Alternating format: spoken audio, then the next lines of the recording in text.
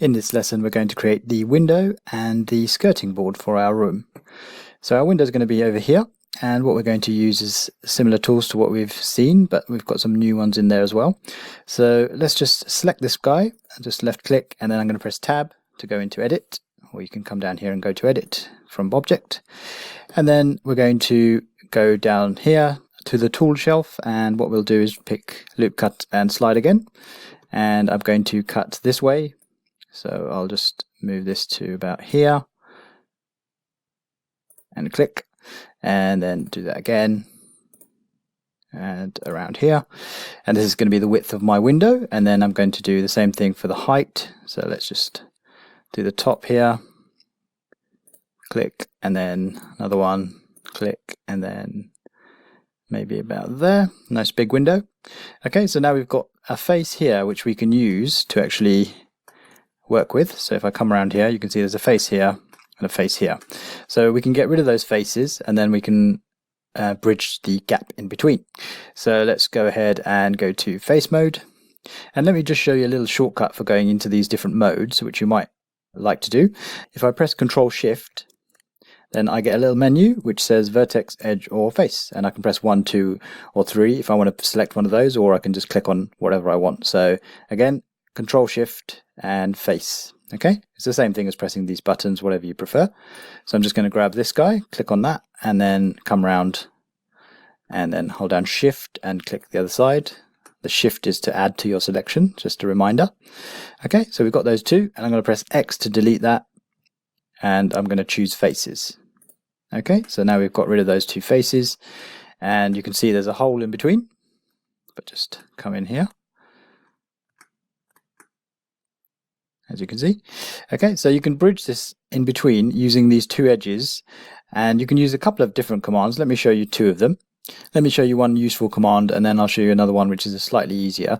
So this one called make edge, which is pretty cool, and the shortcut for that is F. So we just select a couple of edges for that. So I'm just going to press Control Tab again and go to edges, and I'll click on an edge and hold down Shift and click on another edge, and then press F to create a face.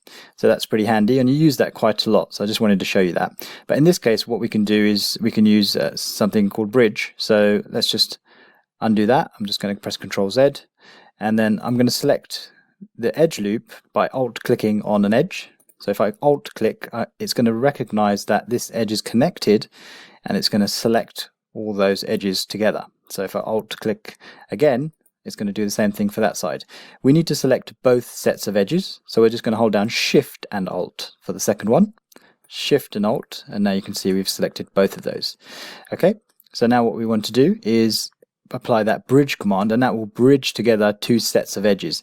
Those two sets of edges need to have the same number of edges, basically, otherwise they wouldn't be able to know where to join together. So we're just going to come down here to mesh, and we go to edges, and we go to bridge edge loops. Okay, so now you can see those edge loops have been automatically joined together, which is pretty cool. If we look at the options for this, you can see there's a bunch of different options. You can choose the number of times it splits this, for example, so you can choose that.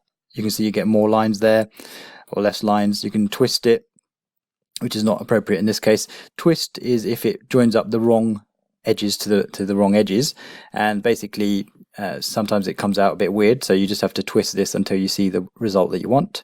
And then we've got merge factor, which basically will blend the result together, which we don't want in this case, but it's pretty cool, and I would recommend that you play with some of these settings, just because you can get some pretty nice results in terms of blending between two sets of faces, two sets of edges. Okay, so just a little tip here. If you go to mesh, you can see you've got a bunch of different commands here, and we've got stuff to do with faces, edges, and vertices, and these are the main sort of commands that you use quite a lot of the time. And you can see the shortcut key for that is Control V for vertices, Control E for edges, and Control F for faces.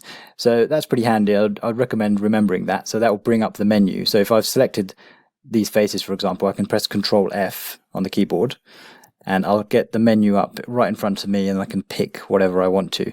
So that's quite handy. Okay, so let's just go ahead and create the skirting board now. So we're going to just use an edge loop here. So we're going to create another edge loop here. Just click and drag, and another click there. Okay, so now what we're going to do is we're going to take these faces and we're going to extrude them out so that they come a little bit thicker and make a nice little skirting board there. So we'll just go to the face mode again. So we're going to say Control Tab, Face. And again, if you're not sure about the shortcuts, just press the buttons along the bottom here. Hold down Shift, and I'm just going to add to my selection there. So we've got all these faces here, and we'll just extrude these. So if I press E to extrude, you can see what we get is something a little bit weird, and we're not getting, so these sets of faces here are moving out the right way, but these sets of faces on this side are not. Okay, so what we're going to do is we're just going to click anywhere. Okay, and then again, every time you apply a command, the options that created that command are over here until you click on something else.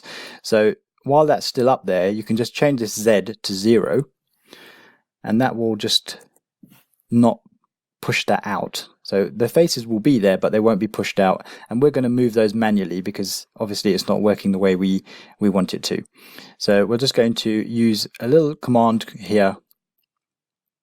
We're just going to use a useful command called the shrink and fatten command. So if I select these faces, we're going to select these faces separately, and then we're going to use shrink or fatten, and that's in here. If we go to Mesh, Faces, Mesh, Transform, and Shrink Fatten. And I would recommend using the shortcut key, which is Alt-S.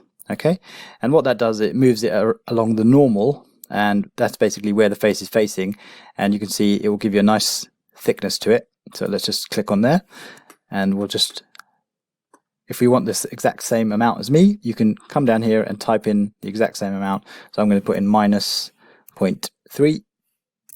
Okay, and you can see it updates there. And now we'll do the other side. So I'll just click on this side, and I'll press Alt-S. And I'm just going to do this one by eye because it won't be the same number. Okay, so it's not going to be exactly the same. If you look down the bottom left, you can see that it says the amount that it's going to be, that it's thickening or thin. The amount that it's moving, you can see that it says shrink or fatten, and you can see the number changing. So if I hold down Shift, you can see it's a little bit quite big movements. So if you hold down Shift, it's going to be smaller, finer movements. So that's pretty cool. So now we can just do this by eye. I'm just going to click about there. Okay, and if you're not happy with that, you can adjust it over here. If you want the exact same value as me, you can type in the same value if you want to. Maybe just adjust this a little bit. You can move this in and out if you want to. I think 0.02 is probably good. So 0.002. Sorry, it was minus, wasn't it? Let's just undo that.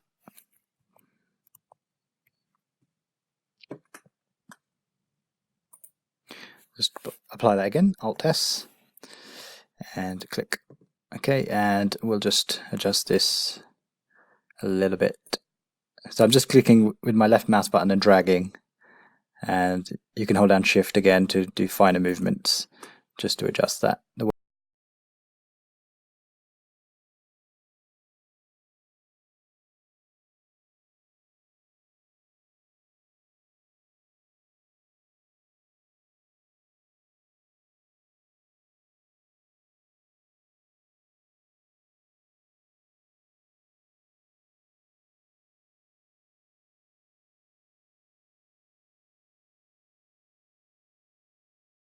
Bridging the edges in between using bridge edge loops, and then we also created an edge loop along the bottom here.